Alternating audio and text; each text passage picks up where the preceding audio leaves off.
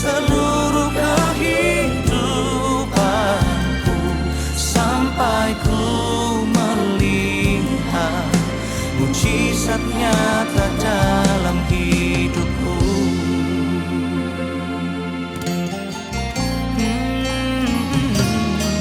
Engkau Tuhan yang paling mengerti, Engkau pribadi yang memahami dalamnya relung hati. Kau tahu, kau mengasihiku. Ku percaya kuasa-Mu ajaib, ku percaya Kau sanggup menolongku. Ku serahkan seluruh kehidupanku, sampai ku melihat mujizat nyata dalam hidupku.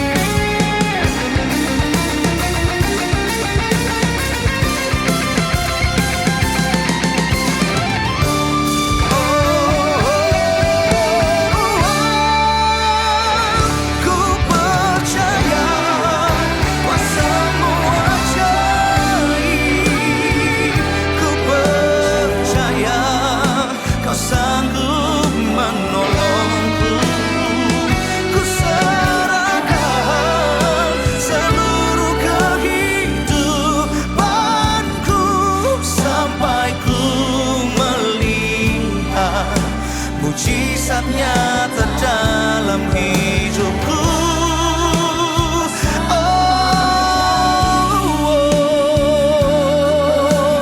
Ku percaya menolongku,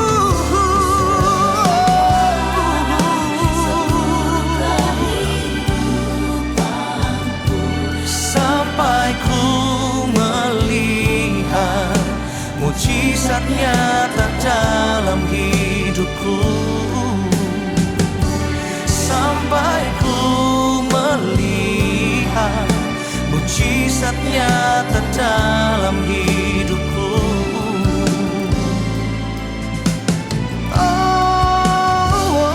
Sampai ku melihat mujizat nyata dalam hidupku.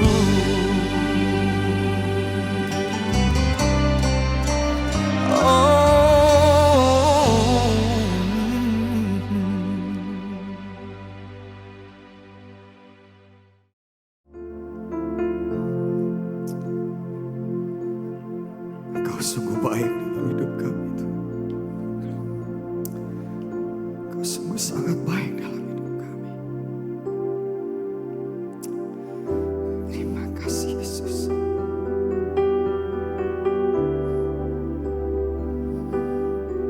Haleluya. Kami mau terus menyembah-Mu, Tuhan. Sebab hanya Engkau yang layak. Sebab hanya Engkau yang layak, Yesus. Tidak ada yang lain yang kami ingini. Hanya Engkau, Tuhan. Hanya Engkau, Tuhan.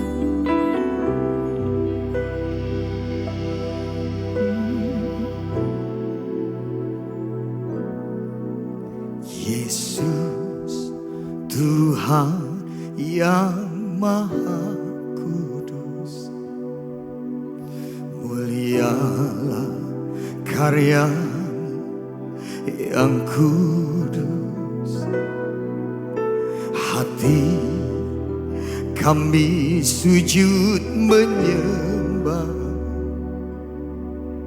Allah Bapa dalam nama-Mu. Kudus kasih-Mu Yesusku.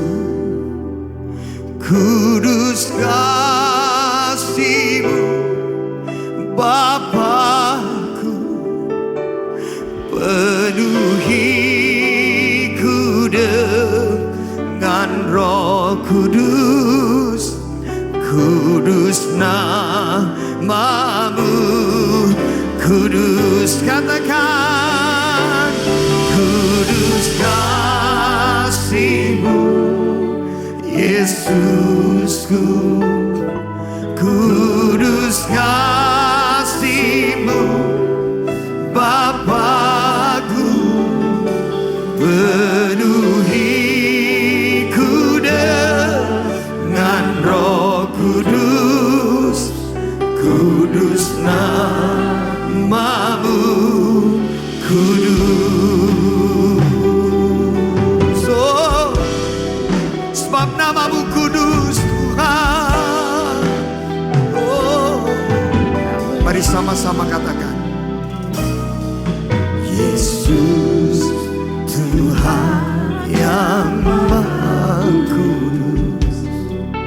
Mulialah karya-Mu yang kudus. Hati kami Tuhan, kami sujud menyembah-Mu. oh Allah Bapa, dalam nama-Mu sama-sama. Kudus kasih-Mu Yesusku, amin. Kudus kasih-Mu Bapakku, penuhi kami, penuhiku dengan Roh Kudus, amin. Kudus nama-Mu, kudus, kudus kasih-Mu, kudus kasih-Mu Yesusku, haleluya. Kudus kasih-Mu Bapakku, penuhi, dan Roh, amin. Kudus nama. Mari saya undang semua kita bangkit berdiri sama-sama. Angkat tanganmu, katakan kudus kasih-Mu Yesusku. Kudus kasih-Mu, kudus kasih-Mu, yeah. Bapakku, penuhiku dengan Roh Kudus. Kudus nama. Mari angkat dua tanganmu di hadapan Tuhan. Katakan kudus, kudus kasih-Mu Yesusku. Kudus kasih-Mu Bapakku, penuhiku dengan Roh Kudus. Kudus nama-Mu, kudus. Hey, katakan kudus kasih-Mu. Angkat tinggi tanganmu di hadapan Tuhan. Kudus kasih-Mu Bapakku, penuhiku dengan Roh Kudus. Kudus nama. Sekali lagi dengan iman percaya katakan Roh Kudus kasih-Mu Yesus. Kudus kasih-Mu, kudus kasih-Mu Bapakku, penuhiku dengan Roh Kudus. Yes, kudus nama-Mu, kudus, katakan penuhi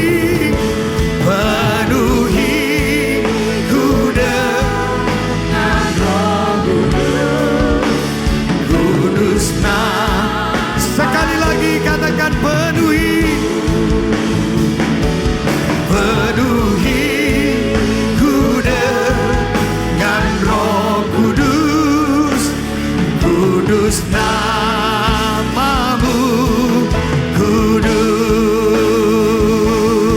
Berikan sorak-sorai bagi kemuliaan nama Tuhan. Oh, oh. Haleluya. Oh, nyanyi dan bersoraklah bagi Dia. Katakan pujian, pujian, hormat, kuasa bagi Raja. Gunung tunduk, laut bergelora, mendengar namamu. Come on.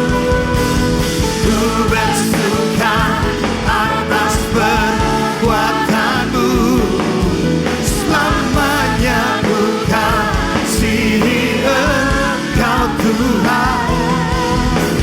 Tiada janji seperti yang ada padamu. Katakan sama-sama, nyanyi dan bersorak. Nyanyi dan bersoraklah bagi Dia. Sebab segala pujian hormat, kuasa bagi Raja. Amin. Gunung tunduk, laut bergelora, mendengar namamu. Ku bersuka, come on. Ku bersuka atas perbuatanmu, selamanya ku kasihi Engkau Tuhan. Tiada janji seperti yang ada. Katakan tiada janji. Tiada janji seperti yang ada. Katakan tiada janji. Tiada janji seperti yang ada padamu. Berikan sorak-sorai paling mulia buat Tuhan. Haleluya.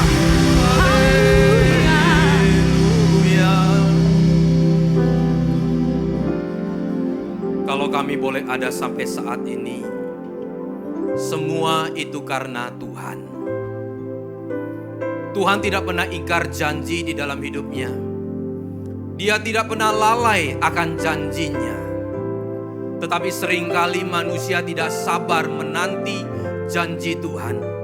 Oleh karena itu Tuhan, ajar kami untuk bersabar. Ajar kami untuk taat. Ajar kami untuk tetap duduk diam di bawah kaki-Mu, menantikan janji-Mu Tuhan. Sambil kami mengoreksi diri kami, sambil kami belajar akan kebenaran firman Tuhan. Karena kami percaya firman Tuhanlah yang menuntun setiap langkah kami. Sehingga mungkin hari-hari yang lalu kami salah langkah, kami salah di dalam kehidupan kami.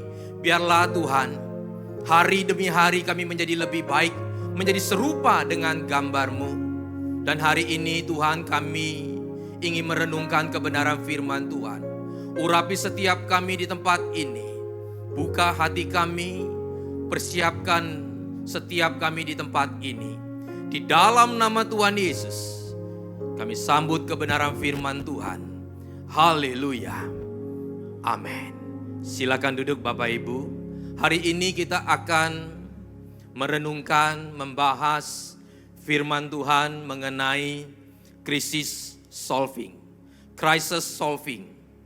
Di mana kita menyelesaikan krisis di dalam kehidupan kita. Apa itu krisis? Krisis adalah satu keadaan, saudara, yang mungkin cukup ekstrim. Yang mungkin saudara tidak bisa kita selesaikan hanya sebentar. Krisis saudara seringkali digambarkan waktu yang berkepanjangan. Krisis digambarkan di mana keadaan itu sangat sulit sekali. Sepertinya tidak mungkin kita keluar dari krisis itu. Tapi percayalah, saat kita bersama dengan Tuhan, pasti selalu ada jalan keluar. Saudara, krisis di dalam kehidupan kita itu bukan kita mengimani, tetapi memang akan selalu ada. Kenapa kita berpikir seperti itu? Bukan kita artinya suka dan kita mengimani, tetapi supaya kita berjaga-jaga. Supaya saudara jangan kita sampai membuat sesuatu yang salah di dalam kehidupan kita. Karena masalah kesalahan itu saudara tanpa kita cari pun terkadang ada di hadapan kita. Kita mau menghindar pun tidak bisa. Kesalahan itu bisa dari orang sekeliling kita. Kesalahan itu memang bisa setan cobai kita, bisa saja. Sehingga akan lebih baik, lebih bijaksana kalau kita tahu bahwa ini akan terjadi, maka kita akan berjaga-jaga. Kita harus tingkatkan iman kita. Sehingga waktu masalah itu datang, kita sudah siap menghadapinya. Makanya firman Tuhan katakan, kesukaran satu hari cukuplah satu hari. Besok ada kesukarannya sendiri. Artinya setiap hari kita akan menemukan kesukaran demi kesukaran. Tetapi saudara, saya mau katakan, Tuhan juga katakan, kesukaran, kesulitan yang kamu alami tidak akan melampaui kekuatanmu. Karena aku akan memberikan jalan keluar. Tuhan selalu memberikan kekuatan dan solusinya. Jadi bagi kita saudara, itu tidak akan membuat kita menjadi ketakutan, dikuasai kekhawatiran. Tidak. Tapi kita akan mencari Tuhan. Bagaimana kita bisa keluar dari krisis tersebut. Hari ini kita akan melihat dari satu krisis di dalam Alkitab, di mana saudara orang puluhan ribu pada saat itu ingin diberi makan. Ini keadaan yang tidak mungkin saudara diberi makan, tetapi nanti kita akan lihat Tuhan sanggup memberi makan 20.000 orang. Yohanes 6 ayatnya yang ke-7 sampai dengan ke-12, di mana perikopnya adalah Yesus memberi makan 5.000 orang laki-laki. Jawab Filipus kepadanya, saudara garis bawahi kata Filipus itu. Roti seharga 200 dinar tidak akan cukup untuk mereka ini. Mereka ini siapa? Orang yang ada di sana sekitar 20.000. 50.000 laki-laki, perempuan dan anak-anak. Sekalipun mereka masing-masing mendapat sepotong kecil saja. Ayat 8. Seorang dari murid-muridnya yaitu Andreas saudara garis bawahi, saudara dari Simon Petrus, berkata kepadanya, di sini ada seorang anak, kata Andreas, yang mempunyai 5 roti jelai dan 2 ikan. Tetapi apakah artinya itu untuk orang sebanyak ini? Mereka mengalami satu krisis. Kata Yesus, suruhlah orang-orang itu duduk, adapun di sana itu banyak rumput. Maka duduklah orang-orang itu kira-kira 5.000 laki-laki banyaknya. Itu kebiasaan orang Ibrani kalau menghitung. Yang dihitung selalu laki-laki. Karena laki-laki itu yang diperhitungkan. Kalau mau bersaksi, mau mengajak, itu pun laki-laki. Makanya murid Yesus 12 semua laki-laki. Karena mereka ukurannya begitu Bapak Ibu. Lalu Yesus mengambil roti itu dan ia mengucap syukur dan membagi-bagikannya kepada mereka yang duduk di situ. Demikianlah juga dibuatnya dengan ikan-ikan itu sebanyak yang mereka kehendaki. Dan setelah mereka kenyang, ia berkata kepada murid-muridnya, kumpulkanlah potongan-potongan yang lebih supaya tidak ada yang terbuang. Hal pertama saudara yang harus kita lakukan waktu kita mengalami krisis, kita harus berhikmat. Minta hikmat daripada Tuhan. Apa itu hikmat? Hikmat berbeda dengan pengetahuan. Pengetahuan itu adalah apa yang kita ketahui, apa yang kita pelajari. Baik itu dari buku, dari teman, pengalaman kita, itu namanya pengetahuan. Tetapi bagaimana kita menerapkan apa yang sudah kita tahu, itulah hikmat. Sehingga saudara untuk keluar dari krisis, bukan hanya sekedar kita pinter ngitung. Bukan sekedar kita hanya jago saudara, tahu banyak hal. Tapi kalau kita tidak berhikmat, bagaimana kita mengaplikasikannya apa yang kita tahu, maka itu akan menjadi sia-sia. Makanya pengetahuan itu adalah what, apa. Tetapi hikmat itu adalah how, bagaimana kita menerapkannya. Pisau tajam, pisau digunakan untuk memotong, itu pengetahuan. Merek ini yang bagus, keluaran dari sini bagus. Tapi saudara, kalau saya berikan roti yang lembut atau roti tawar, bagaimana kita menggunakan pisau tersebut untuk memotong roti tidak hancur, itulah caranya bagaimana kita harus memotong dengan baik. Saudara, kalau kita misalkan motong sushi atau kita motong yang namanya ikan salmon, tidak cukup dengan kita tahu bahwa ini pisau mahal. Kita juga harus tahu bagaimana menggunakannya dan trik dan caranya memotong ikan tersebut. Sehingga menghasilkan saudara potongan-potongan yang terbaik. Coba kita lihat lagi di dalam Yohanes 1 ayat yang ke-44. Kenapa saudara lihat? Yesus memanggil Filipus dan Andreas.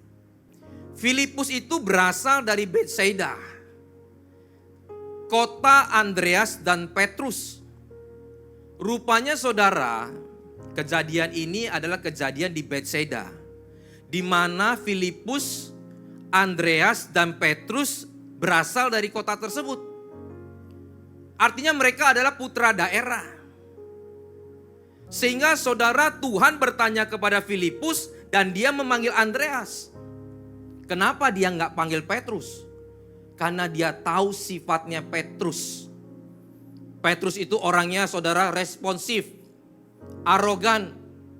Kita tahu setelah kejadian itu, dia potong tentara punya telinga. Sifatnya responsif. Mungkin kalau pada waktu itu ditanyakan kepada Petrus, mungkin Petrus akan jawab, buat apa pusing Tuhan? Biarkan mereka pulang, mereka nanti makan ngurus sendiri semuanya.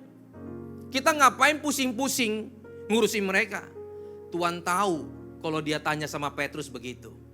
Sehingga yang dipilih oleh Tuhan Yesus siapa? Filipus.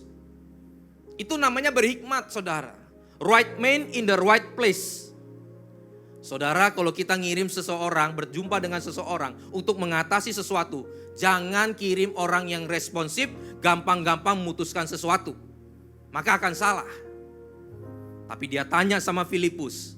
Rupanya Filipus ini accounting. Orang yang pintar ngitung. Mau kasih makan orang sebanyak ini, pakai secuil-cuil saja, itu perlu 200 dinar. 1 dinar 1 hari orang kerja. Kalau 20.000 orang saudara, artinya 1 dinar untuk 100 orang. Mungkin roti sebesar ini dibagikan. Tapi kalau ini harus kerja 200 hari, berapa bulan? Potong hari libur, potong hari Sabat saudara, mungkin 7-8 bulan, jadi nggak mungkin. Tapi minimal saudara, Yesus tahu hitung-hitungannya. Ini nggak mungkin bisa diselesaikan. Dan lalu dia panggil Andreas. Kenapa Andreas? Andreas kenal anak-anak sekitar situ. Memang dia lahir di situ. Dan dia tahu kebiasaan anak-anak di situ. Mana yang sering membawa ikan, mana yang sering membawa roti. Dan diambillah anak kecil itu dan diberikan kepada Yesus. Saudara, kita kalau mau keluar dari krisis, kita harus belajar berhikmat. Right man in the right place. Salomo, untuk dia memimpin satu negara, kerajaan, dia tahu bahwa memimpin itu harus adil.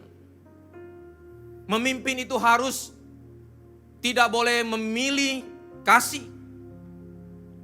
Sehingga apa yang dia minta kepada Tuhan? Dia gak minta kedudukan, dia gak minta kehormatan. Yang dia minta hikmat. Tuhan berikanlah aku hikmat. Sehingga waktu hikmat itu dia terima, Tuhan juga katakan, maka kedudukan, kehormatan, dan semuanya akan diberikan kepadamu. Dan terbukti toh. Kita tahu ceritanya, di mana ada 2 orang ibu yang melahirkan 2 bayi. Begitu pagi saudara, 1 bayi meninggal. Dibawalah kepada Salomo. Nah, di sini perlunya hikmat. Bagaimana menerapkan keadilan, bagaimana kita tidak pilih kasih. Salomo ngomong ke pengawal, ambil pedang. Kita belah aja. 1 kasih ibu yang pertama, 1 kasih ibu yang kedua. Ibu yang pertama ngomong adil. Itu benar tuanku raja. Yang kedua ngomong jangan. Kasih aja ke dia. Di situ Salomo tahu mana ibu sesungguhnya adalah ibu yang kedua. Karena ibu yang asli saudara tidak akan rela anak itu dibunuh. Lebih baik diberikan kepada orang lain agar dia tetap hidup. Itu namanya hikmat. Sehingga di tengah-tengah kita krisis, masalah ekonomi, kita harus berdoa kepada Tuhan. Mau usaha, mau lakukan sesuatu, bahkan kita mau bekerja pun kita harus minta hikmat kepada Tuhan. Tadi saya jalan ke sini ngobrol sama istri di mobil. Ada salah satu kenalan kami, saudara, hidupnya memang lagi sulit. Kadang dia hidupnya lagi di atas, lagi kerjanya rame, saudara. Wah, beli iPhone, beli ini, kredit mobil yang bagus, beli mobil yang motor yang paling bagus, saudara. Hambur-hamburkan. Tapi ada kalanya waktu dibawa, wah, sampai uang 100.000 pun gak ada. Singkat cerita, orang tersebut mengatakan, saya kepingin kerja. Gajinya berapa? 4-6 juta. Sebagai administrasi, saudara. Saudara lihat, dia punya 2 orang putra dan putri yang harus dirawat, harus lagi transport dan uang makan. Kalau dihitung-hitung itu hanya sisa sedikit. Makanya kita katakan doa sama Tuhan, tanya Tuhan, apakah benar-benar pekerjaan itu dari Tuhan atau tidak? Kalau iya silakan saja, tapi kita juga harus berhikmat. Kalau saja bisa Tuhan mungkin kasih dulu pekerjaan itu lalu seterusnya. Makanya kita katakan doa. Kita juga gak katakan kerjaan itu bukan dari Tuhan. Tapi minimal kita harus berhikmat. Lalu kita berdoa juga, mulai renungkan apa yang sudah pernah kita lakukan. Contohnya, saudara pernah gak kita ini kadang-kadang beli makan 50.000, 100.000 kita anggap uang kecil toh. Makan sana, makan sini. Kadang-kadang sudah kenyang pun masih kepingin makan. Beli hal yang gak jelas, saudara. 100.000 kita anggap kecil. Tapi kalau itu terus menerus menjadi satu habit, kebiasaan. 1 bulan berapa? 1,5 dan 2 juta. Kita jual lemper, kita jual makanan snack, saudara. Untuk jual itu 10.000 menghasilkan 3.000 perak itu susah setengah mati. Cari customer, harus merayu, harus senyum. Jual 10 lemper baru dapat 30.000. Tapi uang 100.000 kita hamburkan. Itu namanya kurang berhikmat. Sehingga saudara, kalau kita hidup baik, mengatur keuangan dengan baik, apa yang perlu dikeluarkan, apa yang tidak perlu. Itu kita atur dengan baik, itu sudah sama kita bekerja, menghasilkan. Nah ini yang kadang-kadang kita luput, kita nggak terpikir, saudara. Sehingga hal pertama untuk kita keluar dari krisis adalah kita harus berhikmat. Yang kedua di ayatnya yang ke-11a,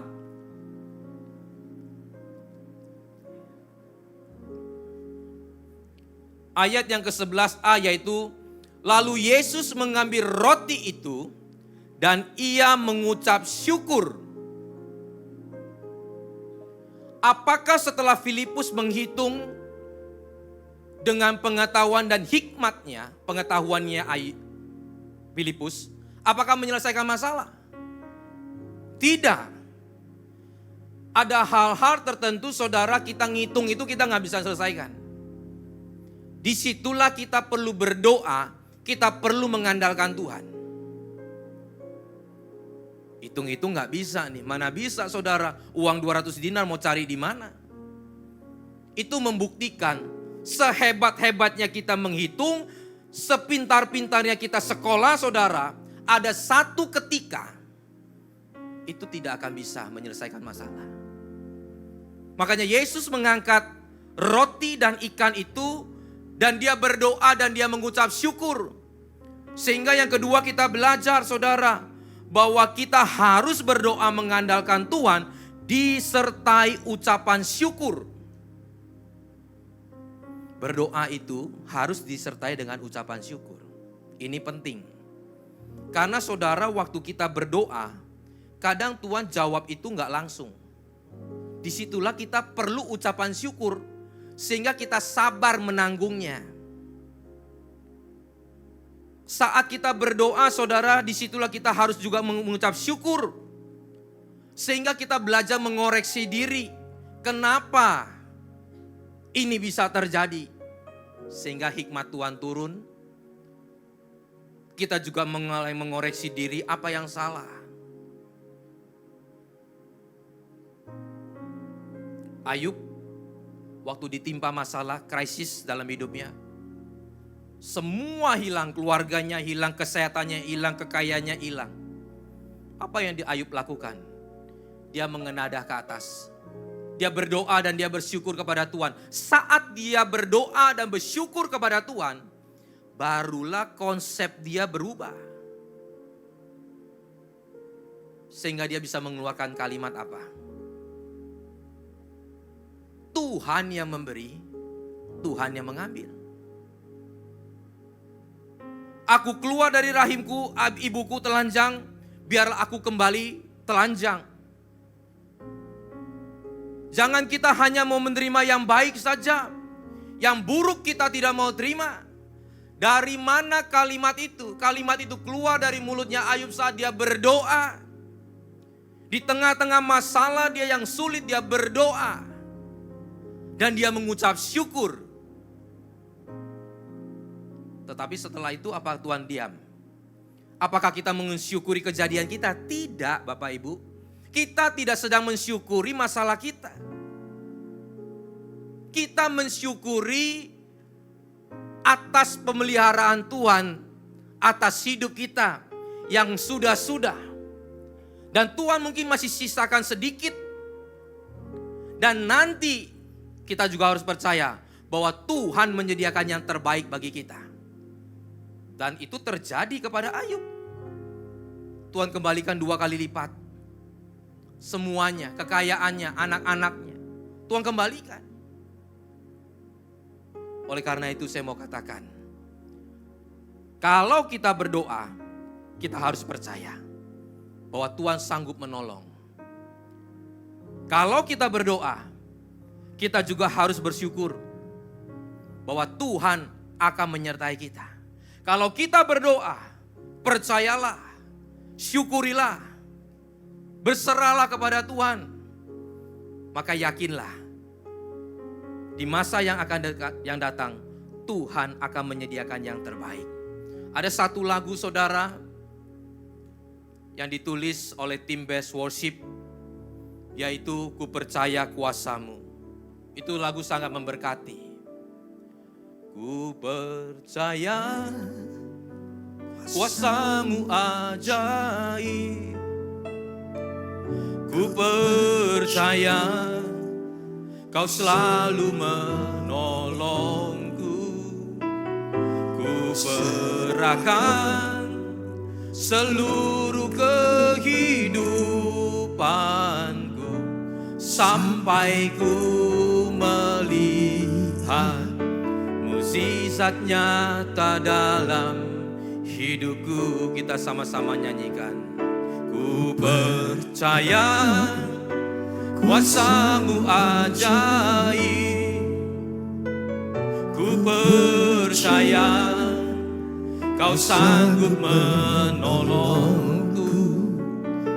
Ku serahkan seluruh kehidupanku sampai ku melihat mujizat nyata dalam hidupku. Saudara lihat, percaya dia serahkan dan dia akan tahu bahwa Tuhan akan menolong dan dia akan sabar menunggu sampai mukjizat itu nyata. Sehingga saya mau katakan, kata mukjizat itu sesungguhnya itu harus ada di dalam kehidupan kekristenan. Tapi yang salah adalah orang selalu melihat mukjizat itu, selalu dianggapnya itu hanya kalau saya doa Tuhan jawab. Padahal mukjizat itu saat kita berdoa dengan ucapan syukur, lalu pola pikir kita berubah, itu juga mukjizat. Orang selalu, saudara, mungkin alergi dengan berkat. Di Best tidak pernah alergi. Tapi konotasi berkat itu selalu disamakan, saudara, hanya bicara jasmani dan bicara tentang hal-hal duniawi. Padahal berkat itu, saudara, di mata Tuhan, itu dia akan selalu memberkati kita. Di saat saudara kuat di tengah-tengah masalah, kita belum keluar dari masalah, dan kita kuat dan sanggup menahannya, itu saudara sudah diberkati.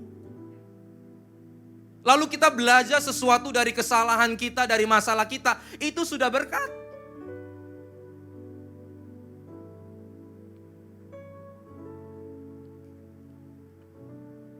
Makanya doa harus disertai oleh ucapan syukur. Ada satu cerita di mana seorang pemuda terdampar di satu pulau karena pesawatnya saudara jatuh. Ya. Kru yang lain meninggal, sisalah dia satu orang. Dan dia berdoa sama Tuhan. Dia minta sama Tuhan. Dia minta mukjizat dari Tuhan. Memang dia pikir gak mungkin di tempat yang terpencil ini.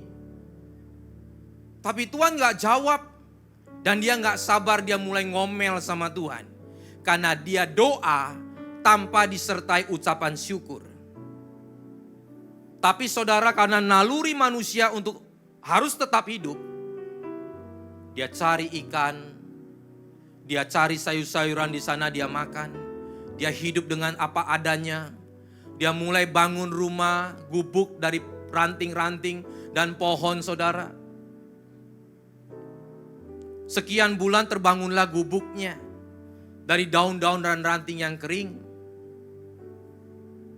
Dia mulai hidup, beradaptasi.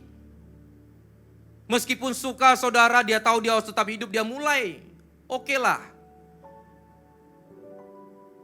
Satu ketika, saudara, karena panasnya luar biasa, ranting, dedaunan yang kering itu mulai terbakar. Dan kebetulan dia lagi pergi ke hutan untuk cari makanan, saudara. Pas dia pulang, gubuk itu terbakar. Dia mulai marah sama Tuhan. Tuhan, saya doa sama Tuhan, Tuhan gak jawab. Saya doa sama Tuhan, Tuhan gak kirim bantuan. Pesawat lewat pun hanya lewat. Saya teriak-teriak gak ada yang tolong. Ada perahu sempat lewat tapi saya teriak pun mereka tidak menolong. Tapi sekarang gubuk saya terbakar. Tuhan, Engkau di mana?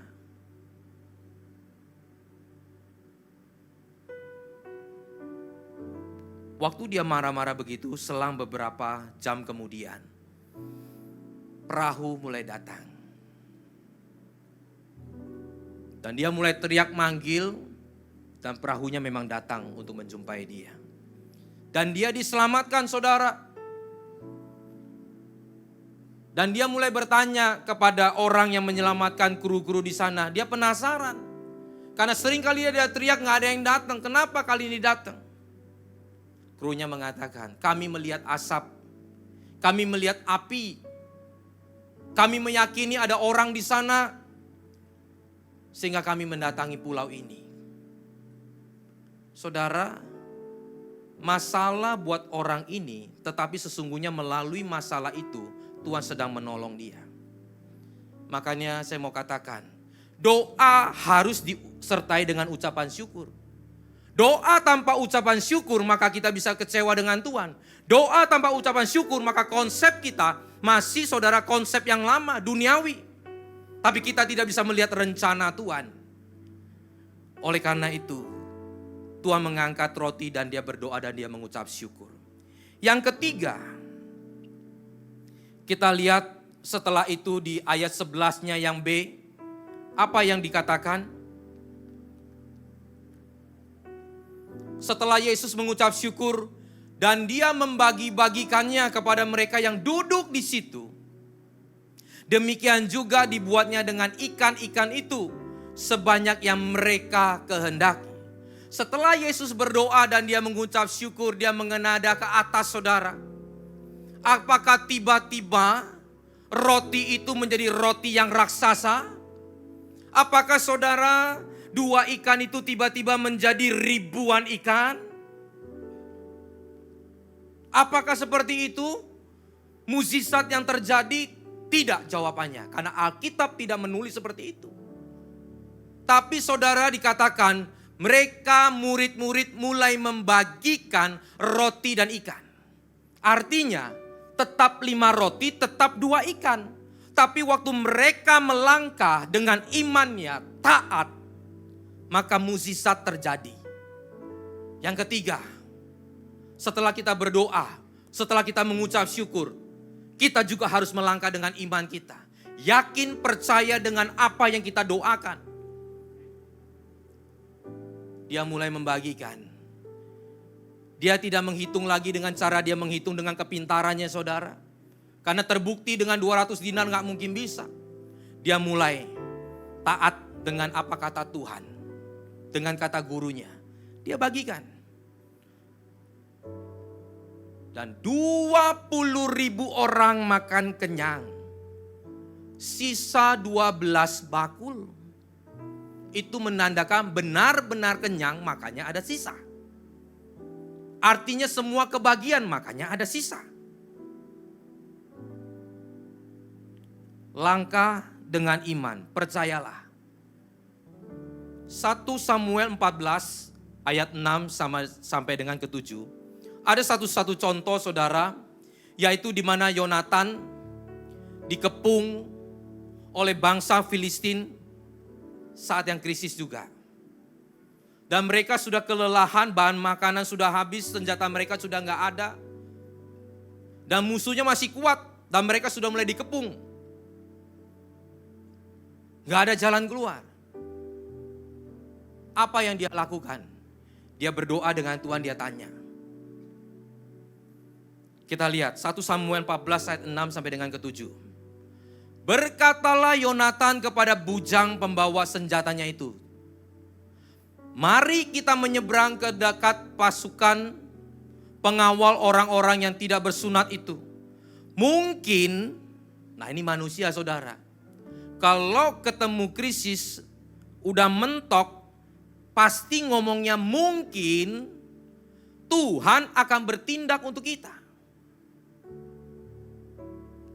Mungkin Tuhan akan tolong saya. Itu ya menurut saya manusiawi sih.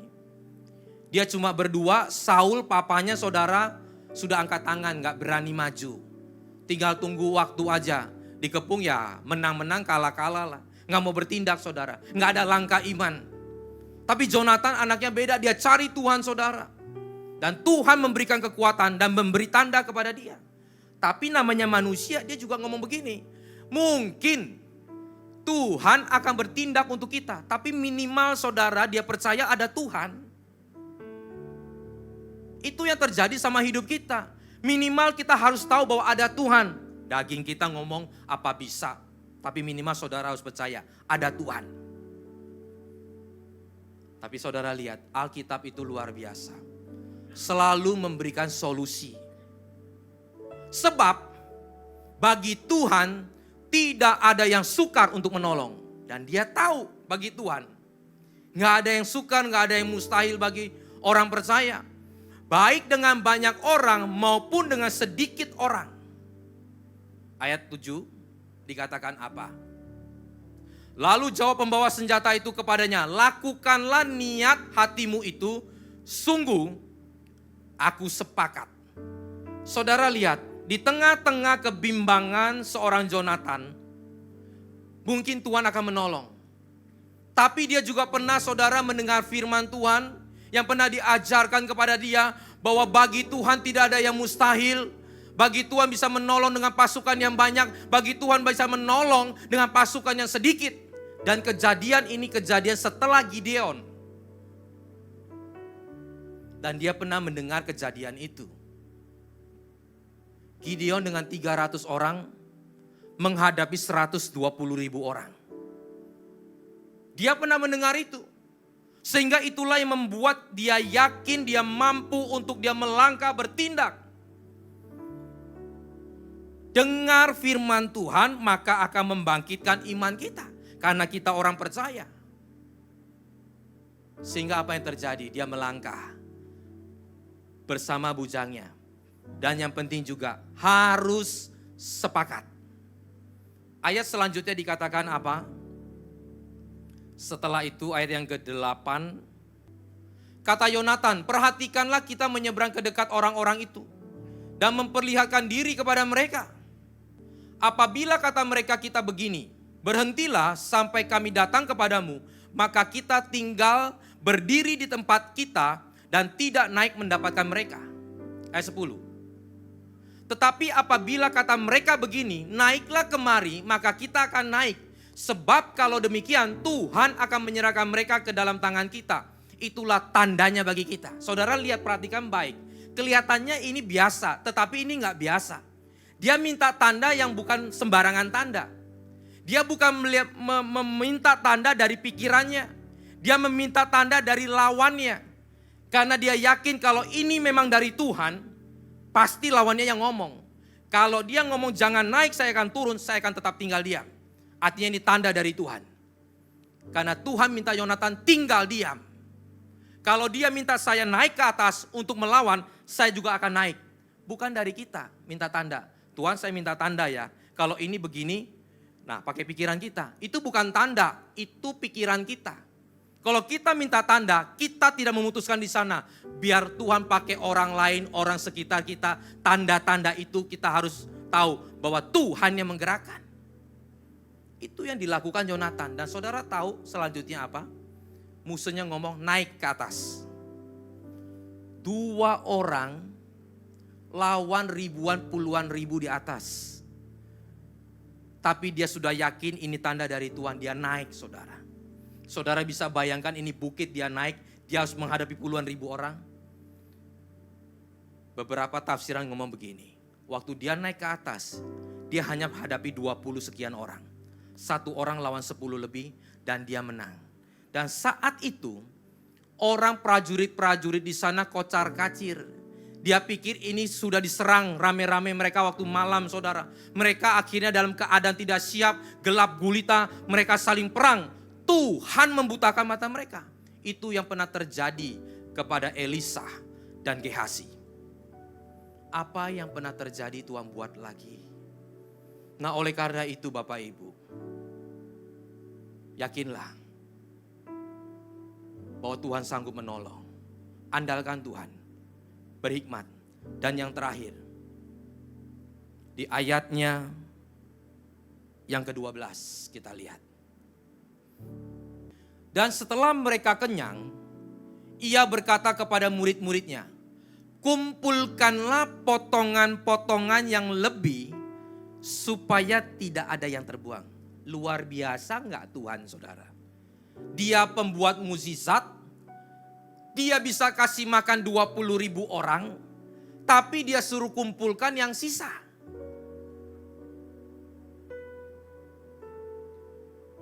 Ini kadang-kadang kelewat saudara sama kita.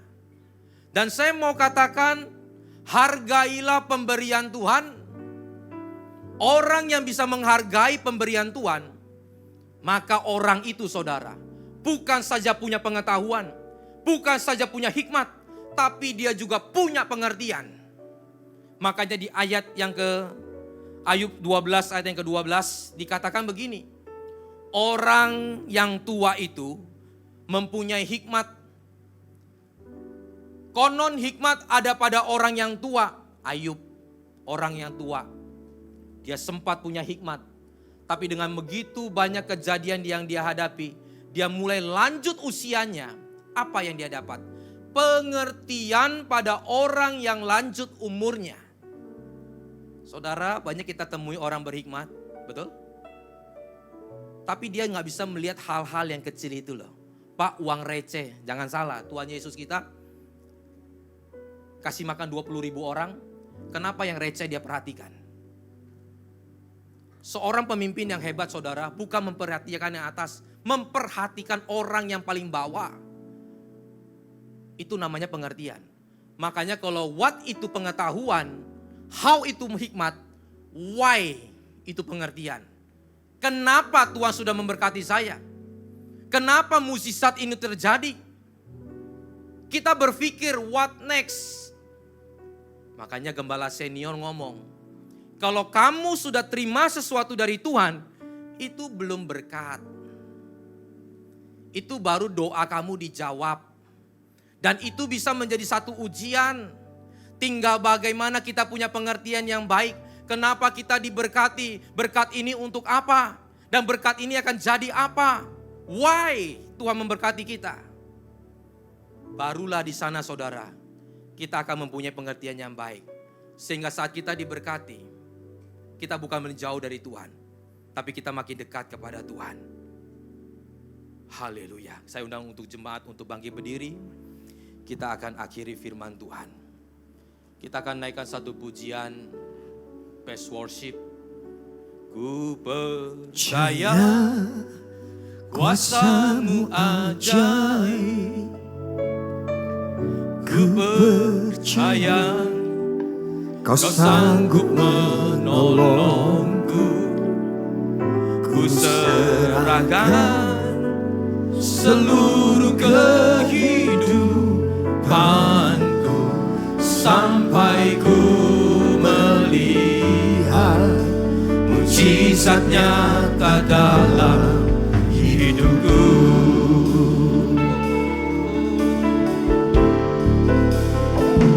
Ku percaya kuasa-Mu ajaib.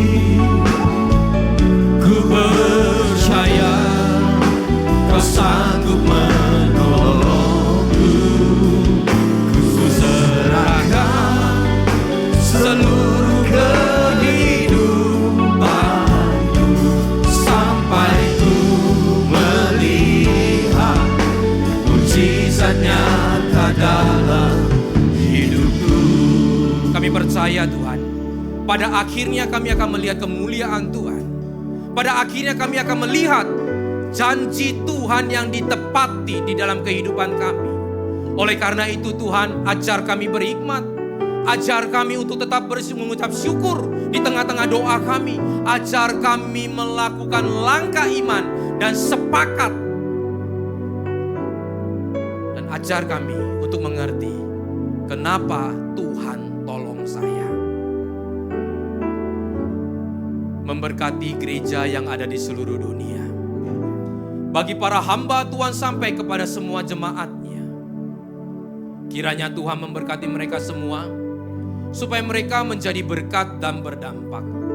Sehingga gereja di seluruh dunia dipenuhi oleh jemaat yang mencari Tuhan dengan tulus dan takut akan Tuhan.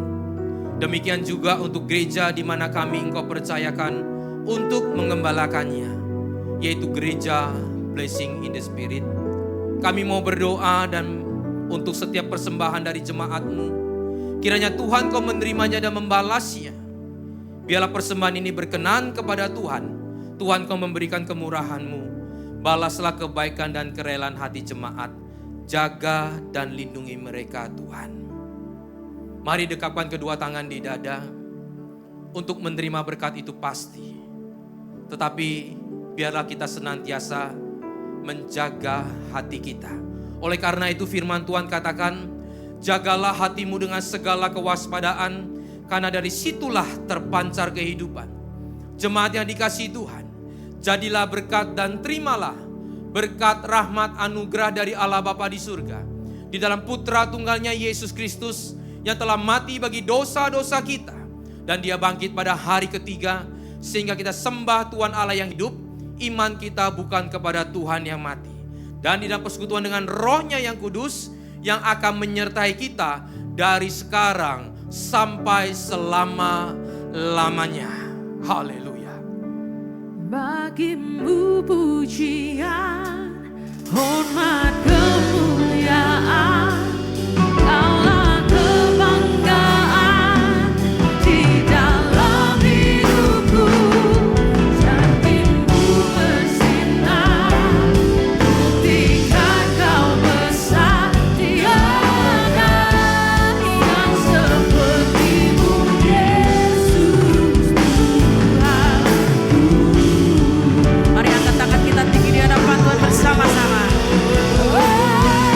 Bagimu pujian, hormat, kemuliaan, Kaulah kebanggaan di dalam hidupku.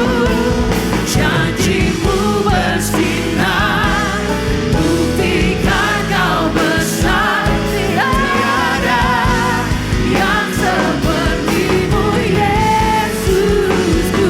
Tiada yang seperti-Mu, Yesusku. Tiada yang seperti-Mu, Yesus Tuhanku. Mari bersama-sama kita mau tutup dalam doa. Bapa kami yang ada di dalam surga, dikuduskanlah nama-Mu, datanglah kerajaan-Mu, jadilah kehendak-Mu di bumi seperti di surga. Berikanlah kami pada hari ini makanan kami yang secukupnya, dan ampunilah kami akan kesalahan kami, seperti kami juga mengampuni orang-orang yang bersalah kepada kami. Dan janganlah membawa kami ke dalam pencobaan, tapi lepaskanlah kami daripada yang jahat, karena Engkau yang punya kerajaan dan kuasa dan kemuliaan sampai selama-lamanya. Yang percaya bersama berkata, amin. Roh Kudus penghibur dan penolongku, ku tak takut sebab Engkau ada di dalamku. Kau ubah dukaku menjadi sukacitaku. Roh Kudus, Kau hadir di sini.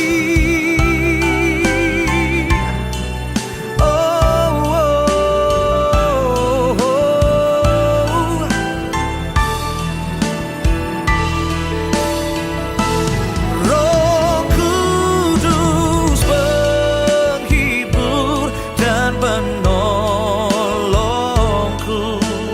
ku tak takut sebab Engkau ada di dalamku. Kau ubah dukaku menjadi sukacitaku. Roh Kudus, Kau hadir di sini.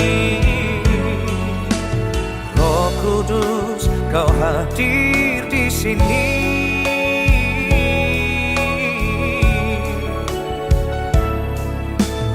Roh Kudus, Kau hadir